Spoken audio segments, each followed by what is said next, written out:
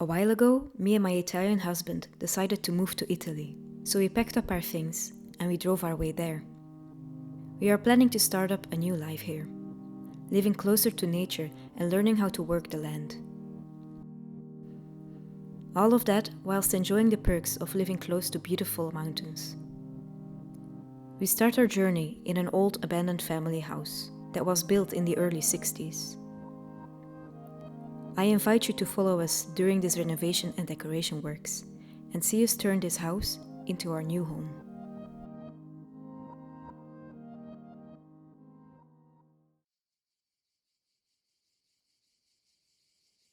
One thing that me and my husband are aiming for here in Italy is to learn how to live closer to nature, and in the long term we hope to build up a small homestead. The house where we live now will most likely not be our forever home. So we will use this waiting room as a classroom, as Jessica Sowards so beautifully says. Step by step, we plan to learn how to grow food, keep animals, and use products of the land, and try to produce as little waste as possible. We accept it to be a process of years, of little steps at a time. First, we just have to clean up the garden and overgrown plants around the house and nurse the suffering plants back to health. This year, we also plan to have a small vegetable garden, so we can experience how everything grows under the care of our hands, in this soil and in this warm climate, without overwhelming ourselves with a load of labor. Aside from that, we hope to start keeping some chickens for eggs this year. And my own wish is to also keep some cutting flowers, especially some that are good for drying. So if anyone has any suggestions, you can always let me know.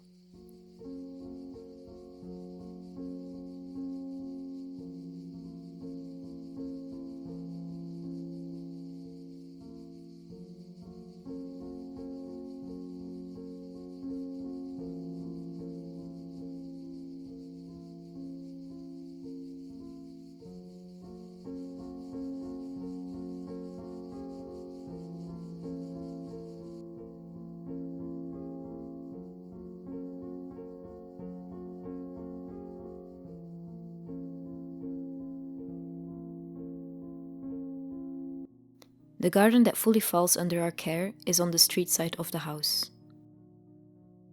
Over the years it turned into a jungle of weeds. But between that we found some nice perennial plants, like roses, allium, hydrangeas, lavender, and peach trees. So our first task was to tame the wilderness.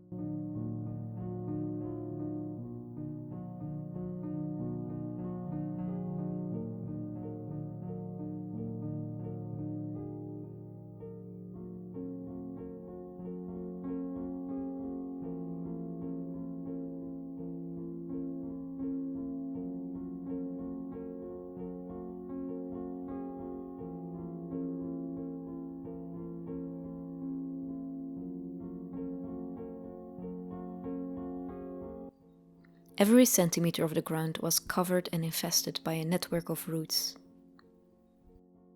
A first problem that we encountered was that for at least 10 centimeters deep, the ground is filled with stones of all kinds of sizes. A way to solve this would be to change the top layer of the soil, but for this we don't have the budget. So we decide to live with it and work our way around it.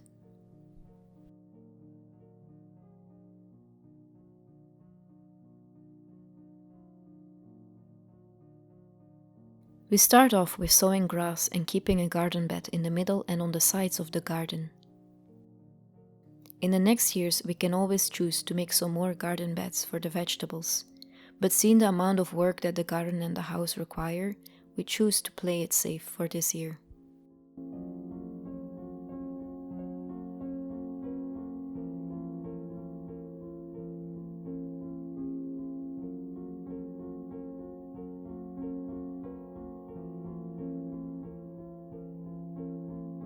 I also wanted to learn how to start hot composting, so after asking around, we found 4 pallets that would form our first compost pile. This is about the easiest way to construct a compost bin, and it's very budget friendly.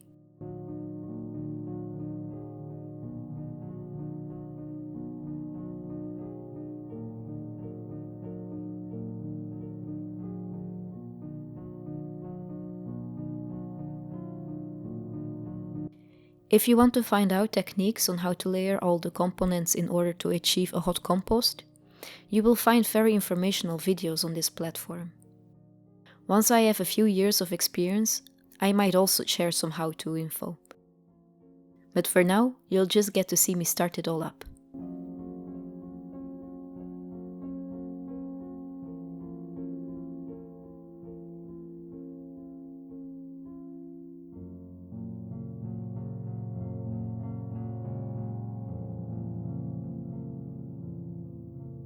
And then our grass started growing.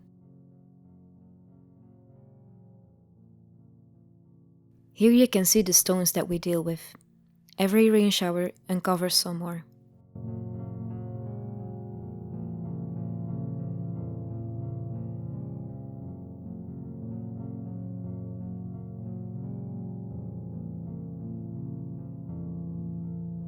I quickly planted some tulip bulbs.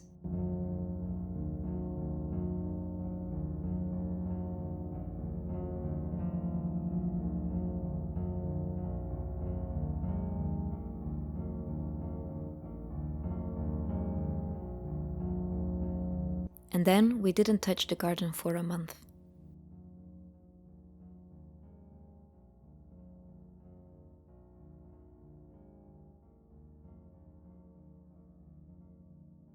The other side of the house also needed some reorganizing for it to look a bit more cozy.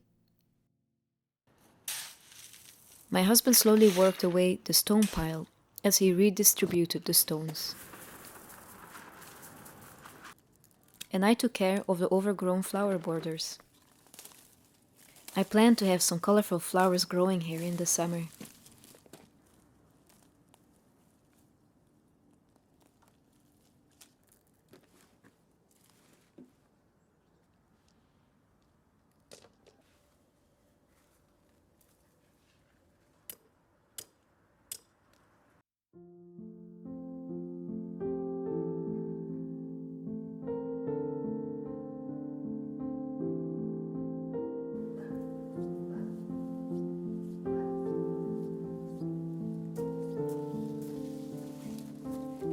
My father-in-law cut his willows, so I asked him if I could use the branches.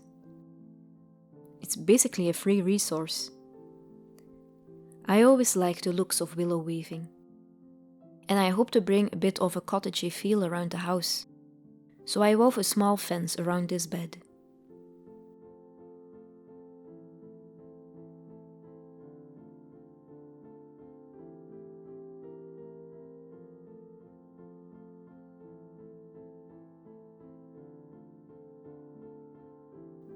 Then I made a small branch wall to block the ugly view on the neighbors.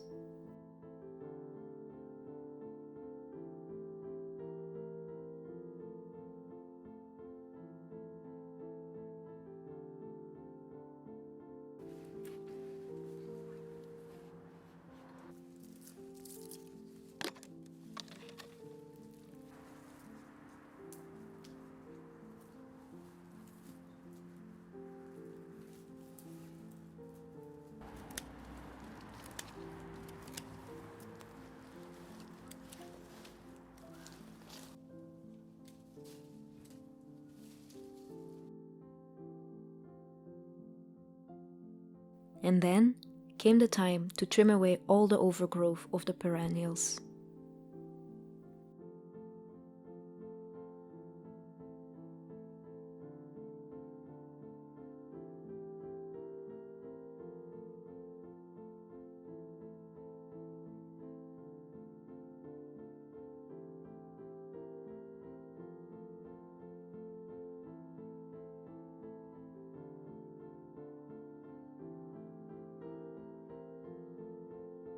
This laurel is edible.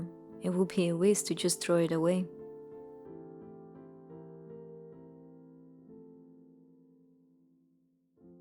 The roses became all wooded on the bottom of their stems. They became very tall and showed no new growth close to their base, so I gave them a thorough cut in order to rejuvenate them. A lot of wooded stems became hollow, which could become homes to harmful insects or rot, which can cause the plant to die. I sealed off the bigger cuts with a wound sealer for plants. This pot takes a lot of sun and has good drainage, so I planted some herbs that enjoy those conditions.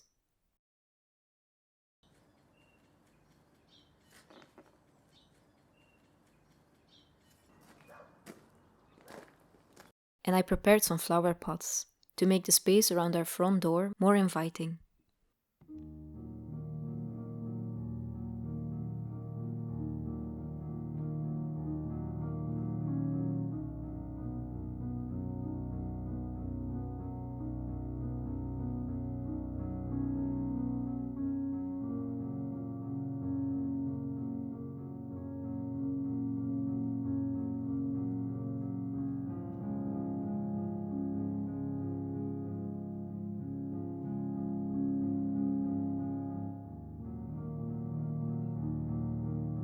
I started planning for some seeds that I wanted to sow. I have been seed saving, especially from the plants in my parents' garden, which feels like it brings them closer to me. And I also bought a few seeds. I use repurposed plastic containers as seed trays.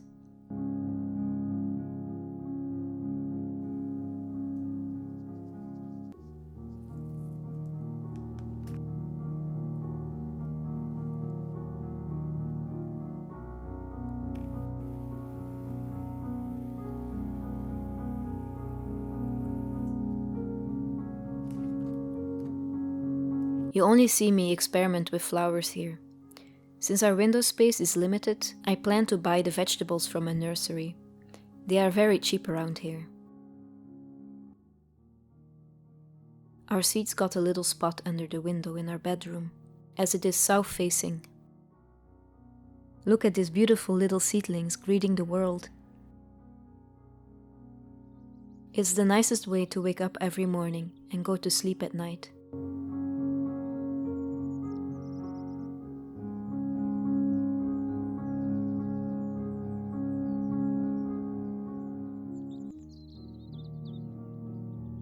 I also have been propagating some mint and elderflower.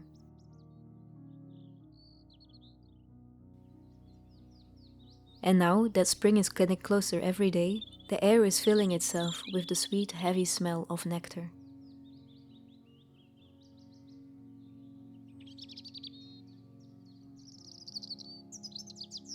We were surprised to see how many narcissus have been planted many years ago. The roses reacted well to their cut and started making new stems closer to the ground.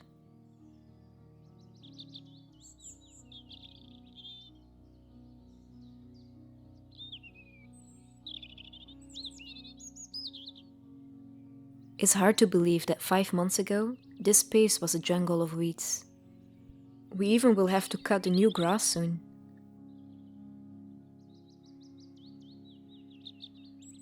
As I said earlier, we plan to keep it simple this year.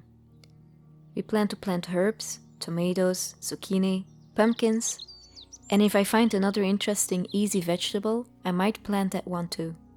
In the grass, I've already sown some daisies and marguerites, and I also want to sow some clover, in order to bring some biodiversity and attract the pollinators. So far, that has been quite some work, but it's only getting started. If you want, later in this growing season, I can do a garden tour to show you how and where everything is growing. Let me know in the comments if you're interested in that. And for now, I wish you a lovely day, and thank you for watching.